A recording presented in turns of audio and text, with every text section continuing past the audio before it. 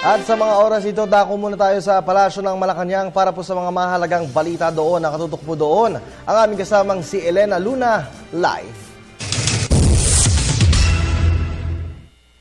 Maraming salamat, Kirby. 2 araw bago ipagdiwang ng mga Pilipino ang Araw ng Kalayaan, naging bisita dito sa Palasyo ng Malacanang ni Pangulong Aquino ang grupo ng non-resident ambassadors.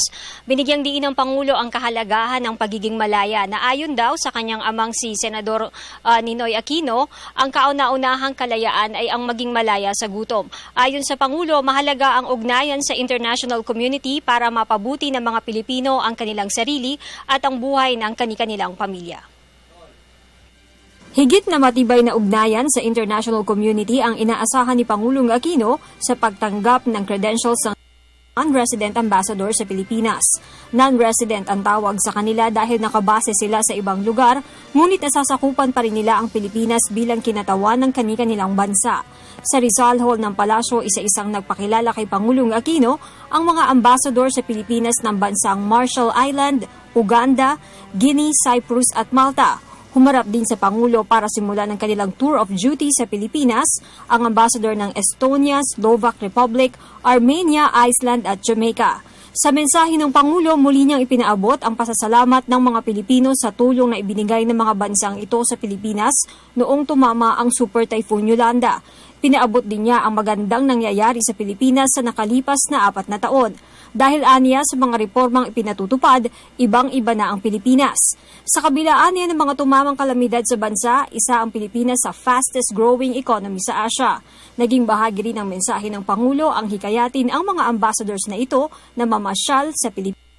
The international community, likewise, did not hesitate to give assistance to us, and I cannot overstate my gratitude to your respective countries for the help that has been extended.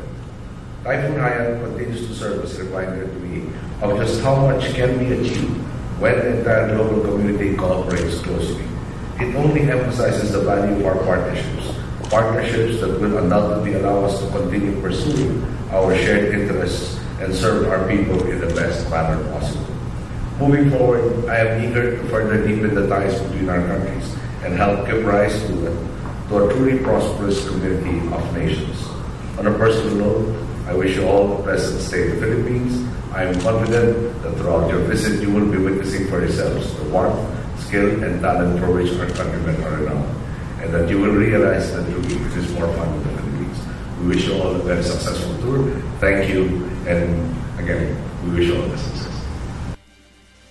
Sa mga sandaling ito, abala si Pangulong Aquino sa meeting kasama ang kinatawan ng Department of Agrarian Reform. Kaninang alas 11 ng umaga ay nakamiting naman ng Pangulo ang mga kinatawan ng Department of Budget. Mamaya namang alas 7 ng gabi ay lalabas ng palasyo ang Pangulo para dumalo sa ika-13 Filipino-Chinese Friendship Day sa Manila Hotel. At yan ang ating balita mula dito sa Malacanang sa tulong ng RTVM. Ako si Elena Luna para sa Telebisyon ng Bayan. Maraming salamat sa iyo, Elena.